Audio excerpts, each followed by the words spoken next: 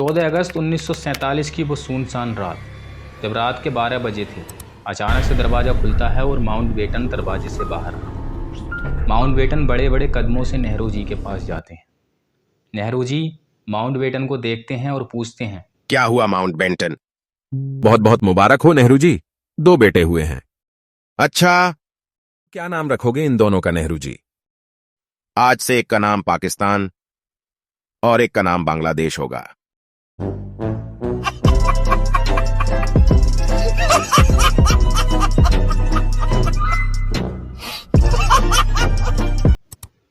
जय हिंद दोस्तों। भारत को आज़ाद हुए आज 76 साल हो जाएंगे, लेकिन आज भी हमारे सामने ये बात अनसुलझी है कि पाकिस्तान कैसे बना और कैसे भारत का विभाजन हुआ। तो चलिए आज जानने की कोशिश करते हैं भारत पाकिस्तान बंटवारे को। वैसे तो भारतीयों का अंग्रेज़ों से आज़ादी को लेकर काफ़ी पुराना संघर्ष है, लेकिन एक नया मोड़ आता है 1915 में, जब महात्मा गांधी दक्षिण अफ्रीका से भारत आते हैं।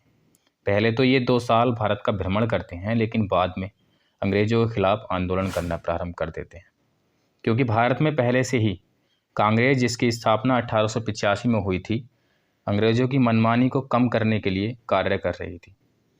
धीरे धीरे इसका विस्तार होता है और कई आंदोलनकारी इसमें मिलते जाते हैं।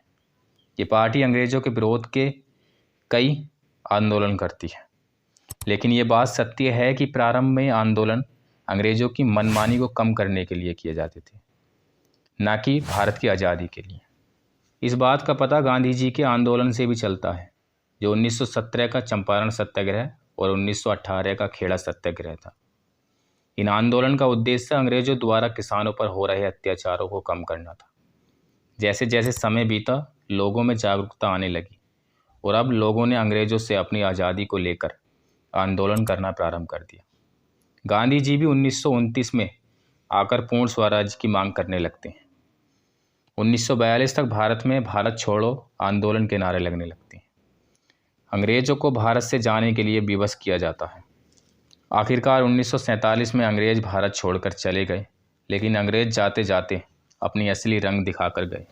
अंग्रेज़ों ने भारत पर जो फूट डालो और राज करो की नीति पर काम किया था, जिससे कुछ राजनीतिक आकांक्षा रखने वाले, सत्ता के लालची और धार्मिक कट्टरता रखने वाले मूर्खों की वजह से भारत पाकिस्तान विभाजन की पृष्ठभूमि तैयार हो जाती है। भारत पाकिस्तान विभाजन पर बात करने से पहले मैं उनको नमन करना चाहूँगा जिनके बिना आज़ादी का सपना देखना भी मुश्किल था। मैं नमन करना चाहूँगा शहीद आज़म भगत सिंह, राजगुरु सुखदेव और अंग्रेज़ों से लोहा मनवाने वाले चंद्रशेखर आज़ाद को, और उन सूरवीरों को, उन क्रांतिकारियों को जिनके बलिदान से आज हमें आज़ादी मिली। 1905 में अंग्रेज़ों ने बंगाल को 2 टुकड़ों में विभाजित किया। यह अंग्रेज़ों की फूट डालो और राज करो की नीति थी। इतना ही नहीं, अंग्रेज़ों ने क्षेत्रों को तो विभाजित किया ही, साथ में मुस्लिम को बहलाना फुसलाना भी प्रारंभ कर दिया, जिसके परिणाम स्वरूप 1906 में मुस्लिम लीग की स्थापना हो जाती है। जैसे ही 1939 में मुस्लिम लीग की जिन्ना के हाथों में आती है, वैसे ही धार्मिक कट्टरता का सहारा लेकर जिन्ना सत्ता के लालच में आकर पाकिस्तान की मांग कर देता। इस मूर्ख को काफ़ी समझाया, लेकिन इसके कभी समझ में नहीं आया।